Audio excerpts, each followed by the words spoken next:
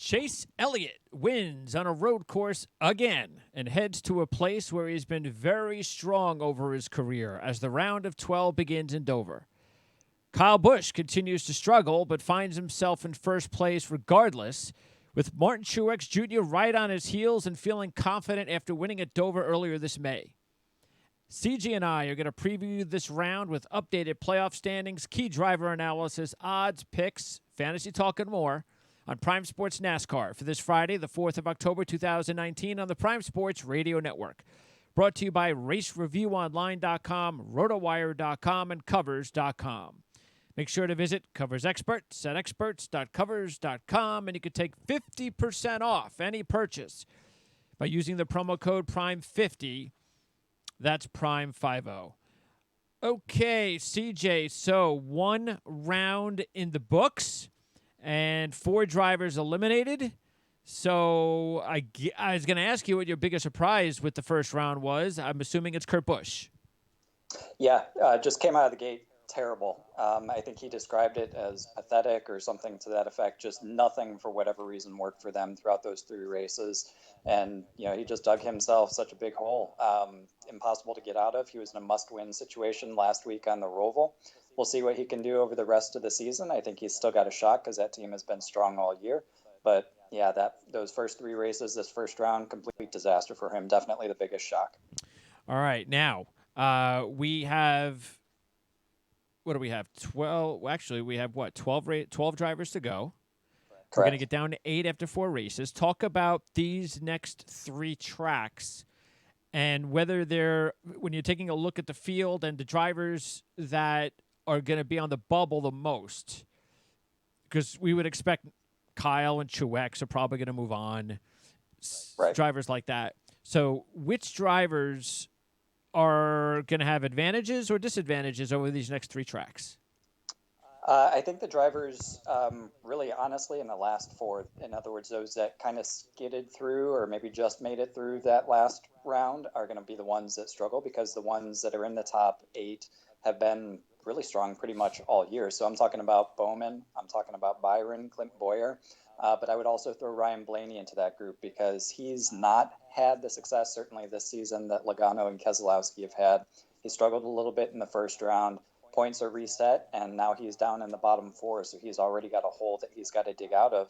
And the points are really, really tight around there. I mean, 12th place Clinton Boyer, 3,000 points. You go all the way up to 8th, and Kyle Larson, that's only a 6-point gap. 6 points for the next 3 races. And then you got a significant margin, another 18 points before you get to Keselowski and above. So I think those bottom 4 really have it all to do. They're going to be fighting amongst themselves, but they got to hope for some bad luck to happen to that as well. Yeah, because next week is, what do we have, Talladega next week? We've got Talladega next week. So that's a roll of the dice, obviously. Yeah, whole toss-up, and then you go to Kansas the week after that. And, on a 1.5-mile track like Kansas, those top guys are going to be the ones that are getting it done without question. Same over. You can get a surprise at Talladega, but you don't want to have to rely on that in order to get through. Any particular drivers that you think ahead of, after what we saw earlier this year at Kansas, that, again, the bubble drivers who you feel might be able to dig themselves out of a little bit of a hole, or if they're on the bubble, might be able to say, well, Kansas, I'm pretty good at Kansas. I think I might be able to get to the next round. Which drivers would you favor there on the bubble? Yeah, that's tough. Probably somebody like I'll call Kyle Larson on the bubble as well, because he's only got a 6-point gap. So somebody like a Larson, a Bowman, and maybe even a Byron. I think those are probably the 3 that have shown potential. I mean, Bowman did everything he needed to do to get through last week, really by the skin of his teeth. And we saw him dig deep earlier in the season. He's put together a fast car on those types of tracks as well. He's just got to seal the deal. Byron's got a little bit more of a gap to go compared to Bowman, so I would put Bowman ahead of him, but then somebody like a Kyle Larson could always come in and steal a win at one of those tracks. What was the result earlier this year at the track at Kansas? What was?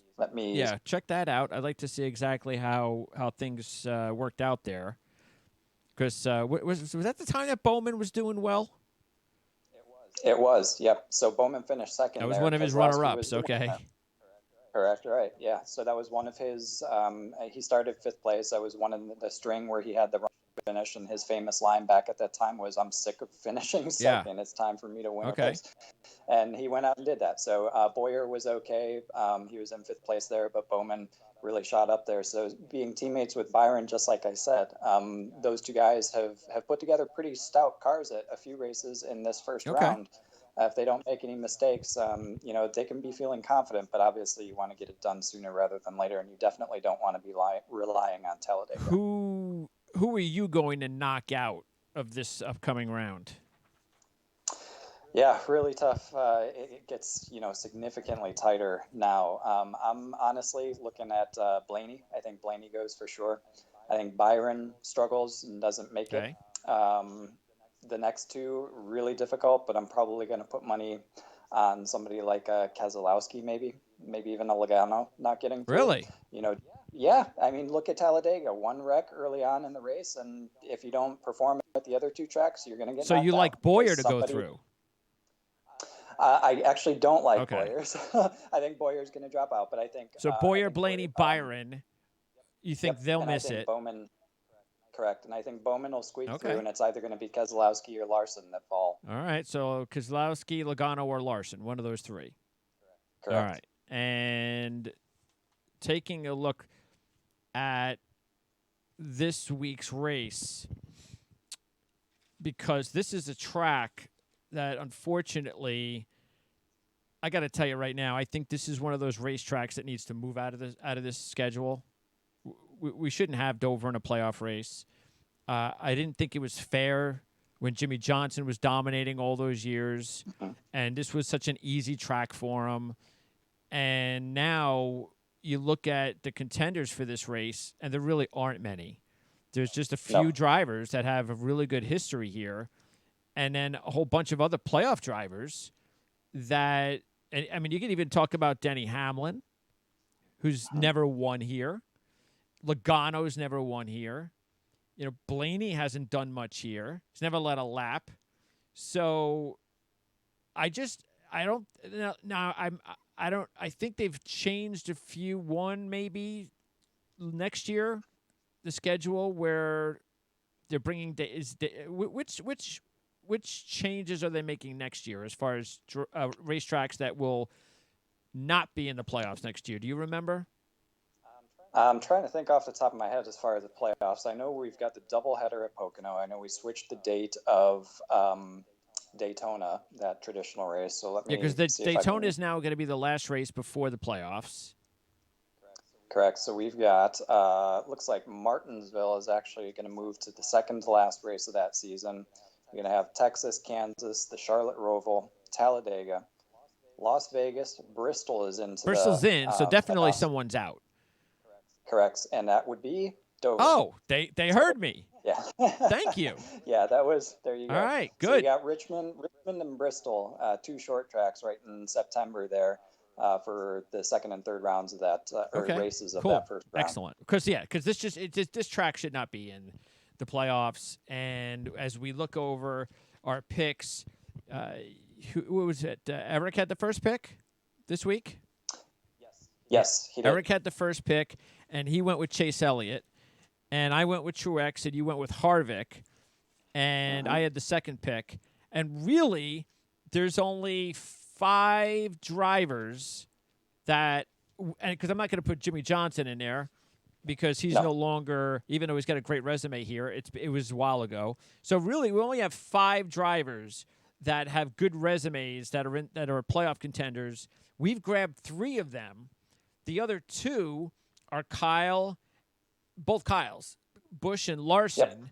And how many times have we talked about that we're just never going to take Kyle Larson if Vegas is going to continue to put him at like 5-1 odds when the guy hasn't won in almost, 2 years? Yeah, it's been a significant amount of time. He just hasn't gotten it done. He started to pick up speed over the last couple of races, maybe the last few months even. Sure. But he's still got he's got distance to cover before he starts catching up to the Truexes, Bushes, Harvicks, etc. So, and even Kyle Busch. I mean, right now the reason we stayed away from him, or at least the reason I stayed away from him, I haven't been staying away from him, and maybe now I've finally learned my lesson. But he's on a significant Yep. slump. He hasn't gotten back into victory lane. I think he will get back into victory lane. The question is when. Once that does happen, I think we'll see something more out of him. But right now, Truex, especially at Dover, Elliott, and then somebody like a Harvick who led over 200 laps here, almost 300 laps here earlier this year, are definitely going to be the ones to pick, especially when you got Kyle Busch in the midst of a slump as one of the top favorites in terms of the odds. Yeah, that's the so it was logical that we decided to not go with Kyle. It's just strange that he's in a slump and he's first as far as the Yep. standings are concerned, but he is in a slump. And Larson again at the odds, so it was kind of a no-brainer that we took the other three drivers out of the five with our top picks. I think that now Bowman, since Eric had the top pick and his top sleeper was Bowman, that shouldn't be a surprise considering he's coming off a runner-up last week, very strong performance, and then was runner-up in May. So at 22-1, was he the logical first sleeper driver this week? Yeah, yeah, absolutely. I think we saw the grit and determination that he has last week. He pulled that team up by the bootstraps and forced his way into second place in a day that he probably should have run completely mid pack. So certainly he's got it, and we saw that earlier in the year as well with his string of runner up finishes and top fives, and then also victories. So he's definitely at this track, certainly definitely the one that you want to look at now. He's got momentum on his side, fresh off of that great performance last week, and certainly going to be riding that pretty high. All right, talk about the track. It's a 1 mile concrete track. Other 1 mile tracks, you have Phoenix and New Hampshire. Now, Phoenix is asphalt. New Hampshire is asphalt and granite. Phoenix and New Hampshire are flat tracks. So is there another track that you would consider similar or the most similar to Dover, or is it a standalone? Yeah, it's interesting. It's almost, I mean, the banking is so steep, and on each of the sides, you almost think of like an elongated Bristol, and it's concrete on top of that. It's just very punishing. So it's kind of a standalone, but I maybe just based on the banking and the speeds, the very high speeds, it might race something a little bit more like a Bristol. Really? Interesting. Yeah, I would think so. I mean, it's very punishing like a short track, so it's going to take a lot out of your equipment. You're going to have to manage your tires, you're going to have to manage your brakes, you're going to have to stay off the wall, and if you don't do that, you're going to be in the wall because you're going to have a failure. Very similar to what you see at Bristol, and then similarly, the lanes that you have. You probably only have 1.5, maybe 2 lanes in order to find the best spot within those turns to be able to make your car work, just because the banking is so steep there. All right, let's run through these top contenders as far as their past performances. So if you had to go with Kyle at 4-1 or Larson, Kyle Busch at 4-1 to Kyle Larson at 5-1, who would you go with? Kyle Busch has won 3 times at this track. He's led over 1,200 laps, but he's only led 71 laps over his last 5 races at Dover. He was 10th in May, and Larson was 3rd in May. He has 10 top 12s in 11 all-time races at Dover with 5 top 5s, but he hasn't led a lap in his last 3 races at Dover. So which of the two would you go with? You got to go with wins on this one. So considering the odds are basically even between the pair, despite the fact that he's in a slump, he's got 3 wins at this track, and he's going to make the breakthrough eventually. I would say Kyle Busch over the 2, just because Kyle Larson has yet to be able to get to victory lane this year. He has yet to be able to get to victory lane at this track. Yeah, he's good, but when the odds are the same, I'm going to go with the previous winner over the never won. Yeah, and fantasy-wise, would your mind change? Yeah, probably, because I think you've got a better shot at, for fantasy, you're looking more for guys that are going to be guaranteed to be top 5. And I think with Kyle Busch, you're probably going to have a hit or miss. Okay. You're either going to win and dominate the race, or you're going to be, pretty poor. All right. Let's talk about the 2 drivers that went before your selection of Kevin Harvick. That was Truex and Elliott. Elliott 6-1, Truex 4-1, and Elliott 6 top 5s in 7 races, including a runner-up and a win at Dover. He had the pole finished 5th in May, led 145 laps, and he is the defending champ of this race. Of course, he won last week, so he's got some momentum there. Martin Truex was my pick. 11 straight top 15s, 8 of those top 7s, 5 of those top 5s, 2 of those wins, winning in May, leading 132 laps. Which of those 2 drivers would you have chosen? Honestly, I probably gone with Chase Elliott as a top pick. Again, momentum coming off of the win. He's a defending winner of this race. So I think everything kind of points to him as to having another good week. And then obviously look at his teammate, Alex Bowman, who dragged himself up to runner-up finish. So Hendrick's got something going on. They might be the logical contenders next to the Joe Gibbs cars right at this moment. But that's not to say that Truex isn't going to come out and potentially dominate as well. They're both former winners at this track, but current momentum just based off of last week. I know Truex had the first 2 wins of the round, but I think Hendrick kind of surprised him a little bit there, and Elliott may have more on his side than we think. All right, now Harvick was your choice. 7 top 5s, 2 wins in 37 races. He's led over 1,400 laps. He was 4th in May, but led 487 laps in 2 races last year, including a win. Yeah, I mean, hands down, just based on the number of laps led, he's a logical choice. Plus the fact that, despite the fact that he's not, getting into victory lane like Truex on back-to-back occasions, he's always there. And this is very much a strategy track. If you're able to pull off the right pit calls, you're able to pull off maybe a 2-tire stop if you need it. Definitely on the restarts after the caution periods. You're going to be in position to win, and I think Kevin Harvick proved that he can do that. That's why he lost it, actually, in this race last time when Chase Elliott won. But with 286 laps led in that race, and then another, 3-digit figure from the race earlier this season, you definitely got an easy selection there with Kevin Harvick. Okay, at 12-1, there are 3 drivers, and I probably should have put these drivers into sleeper category actually, but there's such big names: Hamlin, Keselowski, and Logano. Hamlin, as I mentioned, has never won. He hasn't led a lap in his last 6 races. He was second though in this race last year, 21st in May. Keselowski's got a win, but that was back in 2012. He was 12th in May, led 58 laps. And Logano's never won in 21 races, and he's only led 26 laps in 21 races. Look, on the bright side, he was 7th in May, leading 16 of those 26 all-time laps, and was 3rd in this race last year, leading 6 laps. So 2 of his better races have come over the last year for Logano. Which driver would you take out of those 3?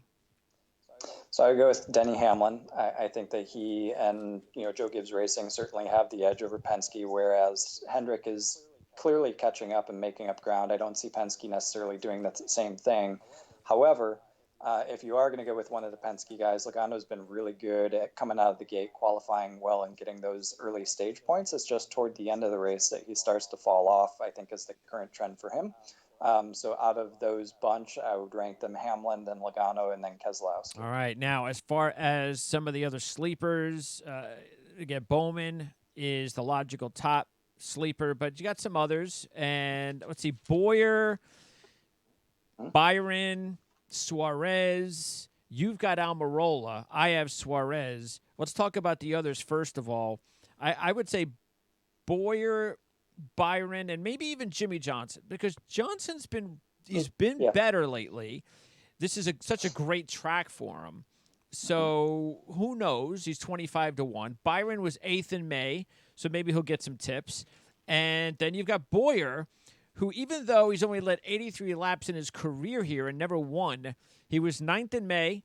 And matter of fact, in his last 3 races, in his last 4 races, and take one of the races which was a wreck out of the equation. So really, at his last 3 finishes, he's finished 9th, 2nd, and 6th at this track at 25-1. So Boyer, Johnson, Byron, who would you go with? Honestly, I'd go with Boyer. He's not been qualifying well at this track. The time that he qualified 5th was the crash that you threw out. The rest of the times it's been 10th or worse. So that 6th place finish came when he started 19th. The runner-up came when he started 12th, and he led 40 laps in that race. started 10th, finished 9th here earlier this year. You're right about Jimmy Johnson. I would throw him in the bunch. It's neat to see his teammates doing well. He's got to take some of that and figure out how to apply at a track where he's exceptional. So he could very well come in and have a great day and perhaps even be in contention to win, depending upon how things play out. You can never count somebody out at this track who has as many wins as he does. So of that bunch, certainly I like Boyer. I like Jimmy Johnson as well. I would put Jimmy Johnson in any fantasy roster this week. If you're looking for a sleeper, though, to throw a couple bucks on, certainly Boyer would be a good chance. All right, and then again, I went with Suarez. You took Almirola as the sleeper. Suarez, 5 top 11s in 5 races at Dover, which is very impressive. At a track like Dover, which is hard to deal with for the younger, inexperienced drivers. He was 3rd in 2018 in one of the races last year. He was 11th in May, led 21 laps, and Almirola. So talk about those two drivers. Would you have still taken Almirola if Suarez was on the board? Probably not, just because Suarez has been exceptionally consistent here, like you said. Every time he's been here, he's finished 11th or better, and it doesn't matter where he qualified. His 11th place finish came with 21 laps led. When he started 14th, he finished 10th when he started 19th. So he's got the speed at this track. It's just a matter of piecing together the full race. So I think he's a very solid bet. I do think Stewart-Haas in general is a pretty good team to go with at this track. So that's why I ended up going with Almirola, especially considering how many laps he led here before when he's been with this team. So definitely Suarez would have been my first choice, but you can't pass up somebody who led 64 laps in this race last year. Similarly, he's been, kind of a top 15 kind of car. But Suarez with that 11th place or better in all of the races that he's had here definitely makes him the top choice, and I would have chosen him if he were on the board. It's easy going last because you guys take all the logical picks, so you kind of left with the scraps at the end, and Almirola is not a bad scrap to have at this track. All right, and what about 20 to 1 shots Blaney and Jones, 25 to 1 shot Kurt Busch? Out of those 3, it looks like Eric Jones, because of his last 2 races there, might be the way to go.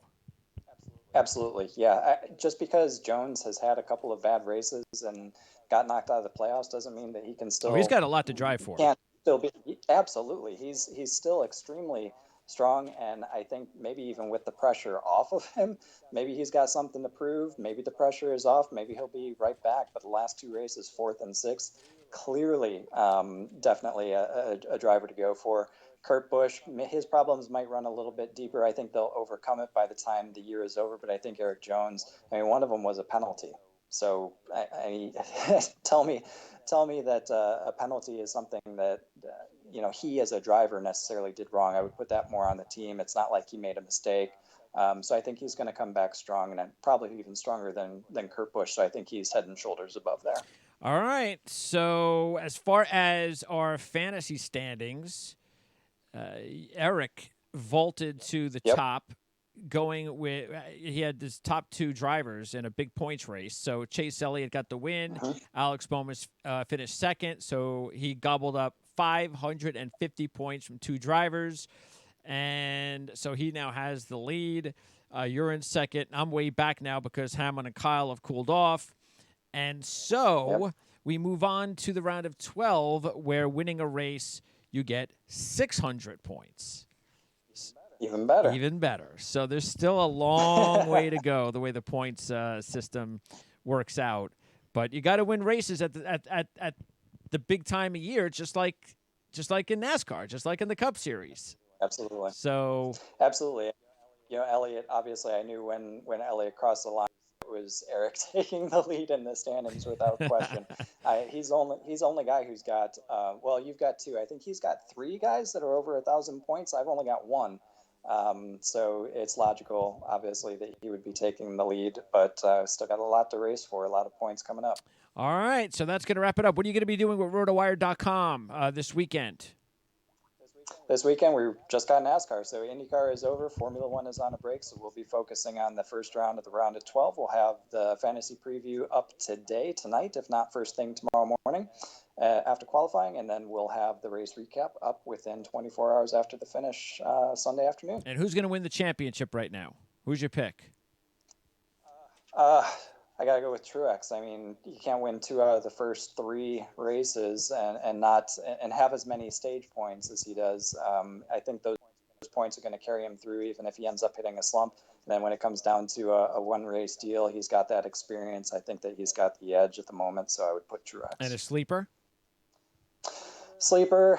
Even just to get to the Final Four. Bowman? No? Elliott. Is Elliott no, he a ain't sleeper? no sleeper. No more All sleeper right, now. Yeah, Bowman. That would be Larson, Blaney, Bowman, Byron, Boyer, excuse me. Bowman, yeah. Bowman. Not over Larson. Yep. Okay. That says a lot. Yep. CJ, appreciate it. We'll talk to you next week. Thank you. Thanks and for we'll having talk me. Have a to good one. actually we'll talk to you in 2 weeks. We'll talk to Eric next week. You got it. Talk to Eric next week. Take care. Have a good